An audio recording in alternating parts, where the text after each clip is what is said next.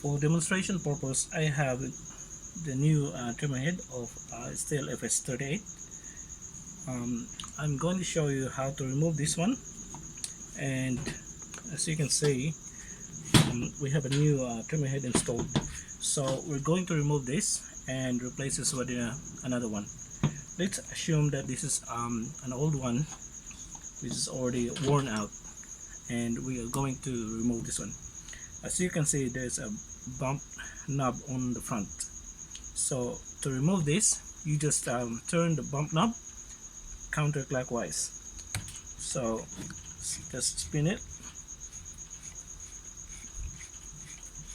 Just hold the head while spinning the knob, and as you can see, the knob comes off, and you can actually remove the whole head. Okay, let's take it out. Okay, now it's removed.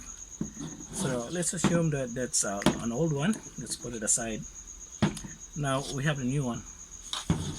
Okay, let's install this one. In order to remove this knob, you need to line up this arrow.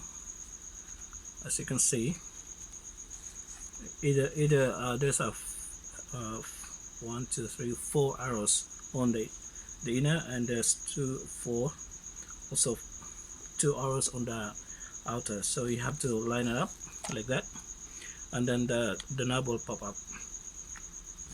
Now you have to insert this one and make sure that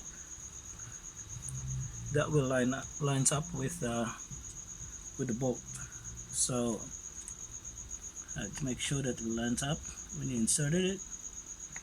Okay.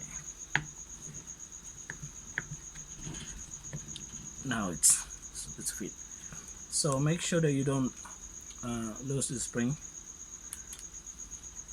and just push the knob like that, and then just spin it clockwise to screw it in.